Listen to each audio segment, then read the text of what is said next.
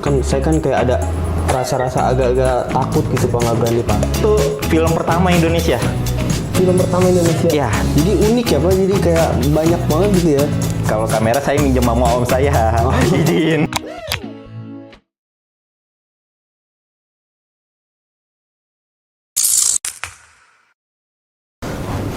Assalamualaikum warahmatullahi wabarakatuh.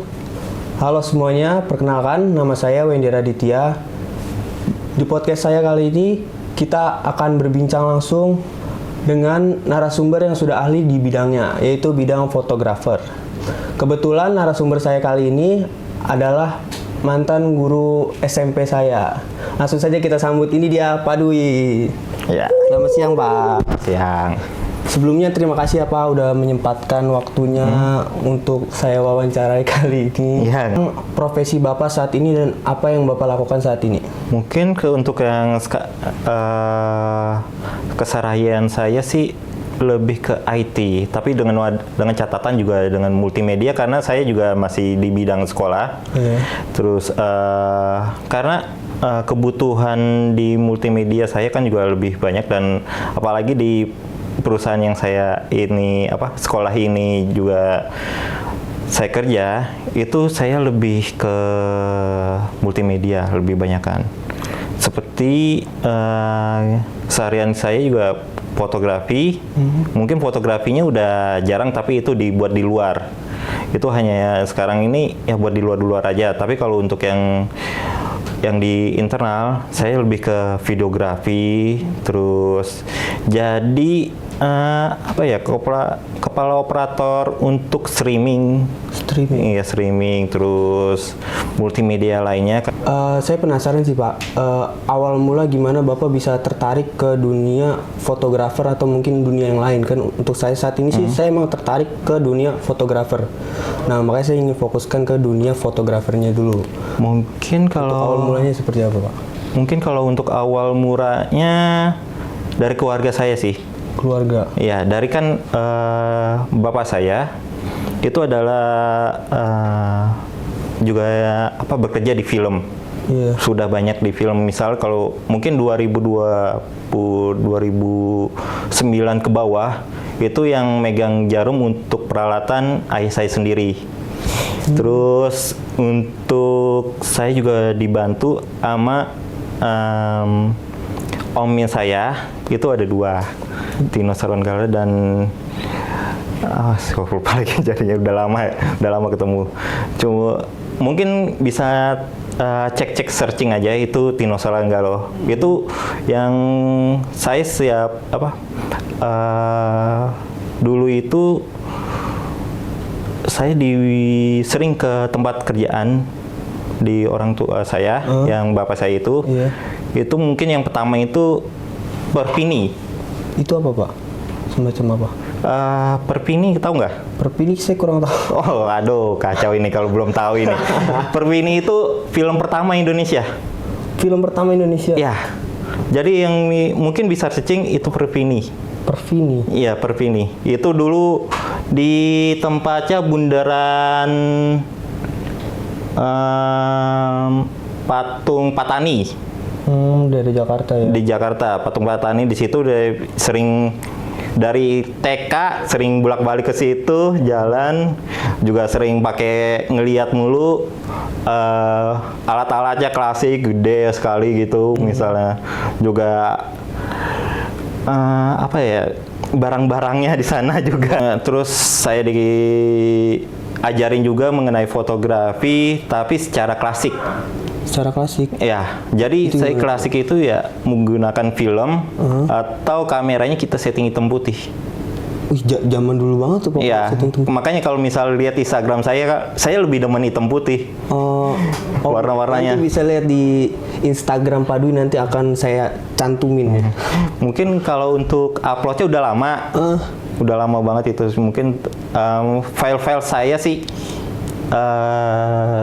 belum diupload aja lagi.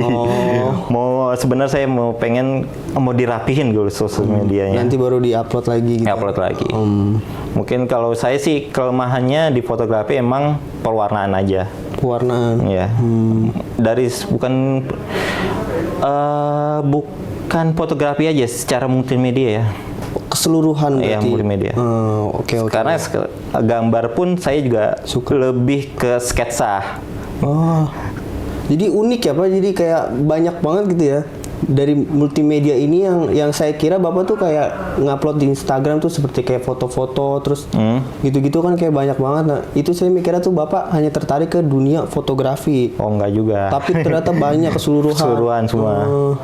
Karena kalau misalnya sketsa, saya juga lebih demen sketsa karena mungkin nggak tahu ya, karena udah lebih ke fotografi yang kita udahlah ini hobi saya dan kesukaan saya untuk foto hitam putih.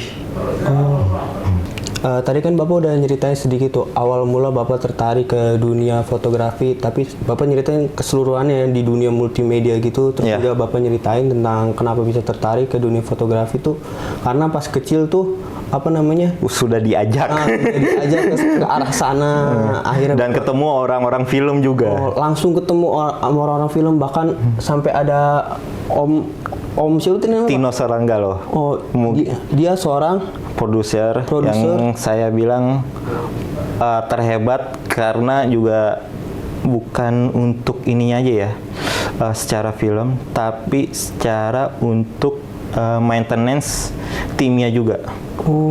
Nggak semuanya, karena untuk yang kayak filmnya dan tim yang apa ya namanya, timnya itu nggak terlalu ada film, maksudnya kayak misalnya dibikin film nih, karyawan-karyawannya ya udah gitu aja gitu loh, gaji udah gitu, intinya jadi lah ya. Jadi nah kalau yang dia mempedulikan keseluruhannya, mau bagaimanapun itu panutan saya sampai saat ini. Mau karyawan itu ya kalau ada yang dibutuhin ya kita juga harus coba pikirkan bagaimana untuk usaha dia juga enak gitu. Pak, tadi kan Bapak udah ceritain sedikit pas masa kecil Bapak. Kalau kuliahnya itu gimana Pak? Kalau kuliah awal kuliah gitu Pak, atau makin suka lagi ke dunia fotografi atau dunia multimedia ini atau gimana Pak? Kalau kuliah lebih ke multimedia sih sebenarnya. Fokusnya ke multimedia. ngedit video terus sama moto-moto kayak kecil lah. Tapi soalnya kan dulu kuliah nggak terlalu punya apa ya kamera. Kalau kamera saya minjem sama om saya, izin. Udah kalau dibeli dikasih, alhamdulillah udah saya bawa dan itu saya jaga benar-benar. Terus kalau saya lebih ke multimedia untuk editing film. Kalau untuk pengalamannya Pak, misalkan setelah kuliah nih, Bapak kayak udah ngerasain lah banyak kayak pas saya lihat di Instagram tuh Bapak kan banyak ngupload kayak foto-foto wedding gitu ya Pak, pernikahan atau apa? Enggak, wedding saya jarang. Oh, wedding malah jarang? Lamaran. Oh, lamaran ya. Itu yang saya lihat tuh banyak kayak foto-foto lamaran gitu Pak. Ya, kalau wedding saya pernah dua kali. Dua kali, tapi capek. Jadi mager. Emang kalau wedding tuh berapa lama Pak kalau untuk sesi ngambil fotonya?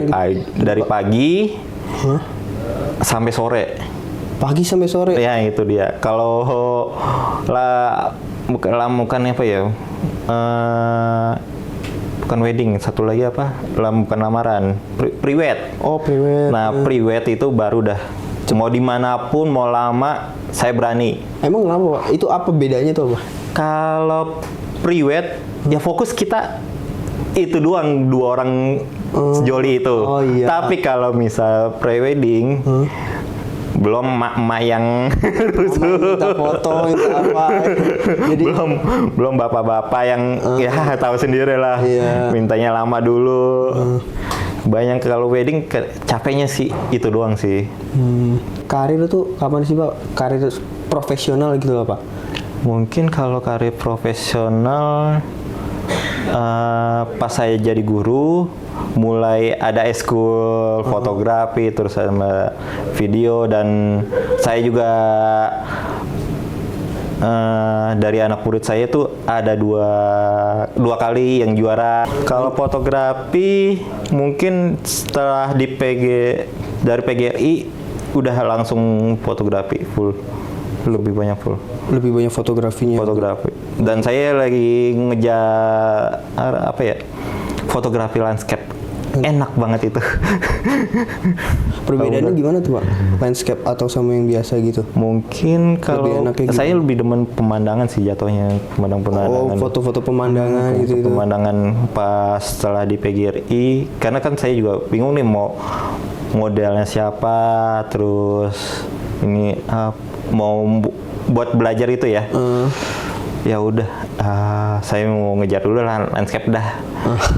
Ya lah ya, mau keluar kota lah, nyari-nyari kemana-mana. Dan menunggu waktu dari pagi sampai sore saya Pak. Saya penasaran sih Pak, karena kan saya juga baru mulai ya Pak. Baru mau mulai terus juga baru mau lulus. Kan saya kan kayak ada rasa-rasa agak-agak takut gitu Pak, nggak berani Pak. Mungkin Bapak bisa ceritain nggak sih Pak tantangan-tantangan apa yang Bapak rasain gitu Pak saat baru mulai karir sebagai fotografer atau di dunia multimedia ini Pak? Mungkin kalau untuk apa ya namanya jalannya awal kita ngetes aja, udah ngetes dulu. Mau kasih kita apa, misalnya temen nih butuh lamaran, ya udah ikut dulu, ya udah ntar kalau tak sahabat sedih, ya udah ntar aja gitu aja. Berapa? Ya udah ntar aja gitu aja. Intinya kalau itu belakangan udah. Yang penting kita harus uji ketangkasan kita juga nih buat mengambil momen-momen tertentu. Terus mungkin ntar setelah kalau kita mau fokus banget, ya kita harus punya portofolio yang benar-benar bagus. Nah, yang uji cobanya dari situlah kita harus ini. Mungkin ntar ke lomba-lomba juga harus ikut lah. Cari-cari lomba fotografi di mana butuh buat apa, ya udah kita uploadin.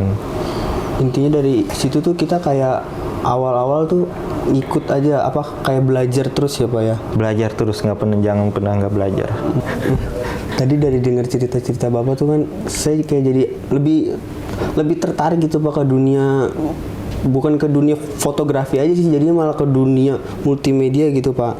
Ada nggak sih Pak saran Pak buat saya Pak atau buat orang-orang yang lagi nonton ini Pak, tips menjadi ya seorang, nggak jadi fotografer doang sih Pak sebenarnya, jadi seseorang yang sukses di dunia multimedia Pak. Ada nggak sih Pak tips gitu Pak? Mungkin kalau dari saya sendiri tips, yang pertama belajar. Tapi belajar. Terus sama menyesuaikan kamu di mana. Oke. Kamu bisa apa? Yang kamu bisa, gak usah yang muluk-muluk lah. Kamu kalau misalnya kamu bisa dan berjuang, ya udah fokus aja situ. Pasti bisa. Fokusin ke satu aja. Fokus ke satu. Tapi kalau misalnya memang dirimu orang yang mau lebih, gak apa-apa kamu belajar semuanya.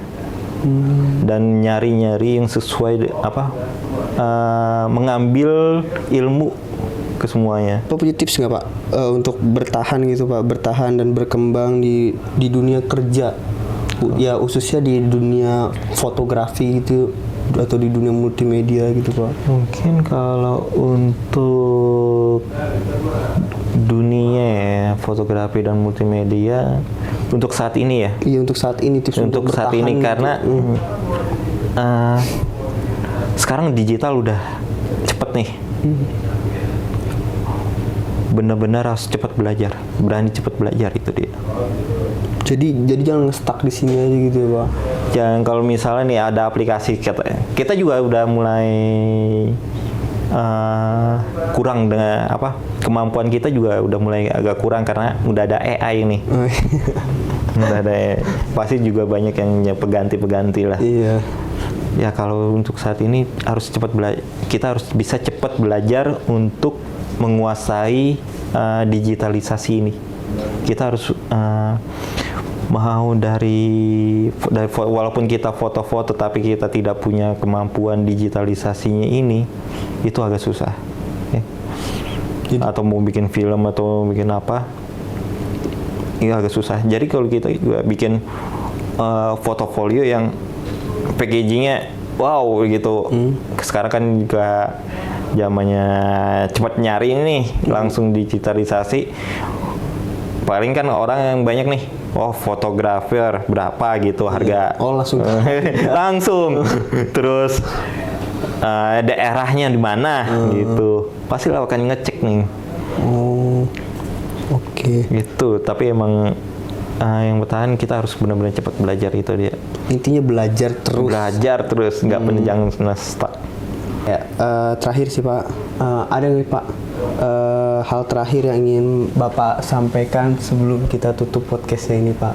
Untuk teman-teman yang seangkatan saya, terus atau mungkin ada orang yang baru memulai mau jadi fotografi atau di dunia multimedia ini, ada nggak yang mau disampaikan Pak? Mungkin kalau untuk dari saya sih, ini dari saya sendiri ya. Iya Pak. Kalau dari saya sendiri, fokus dan berjuang, jangan pernah menyerah.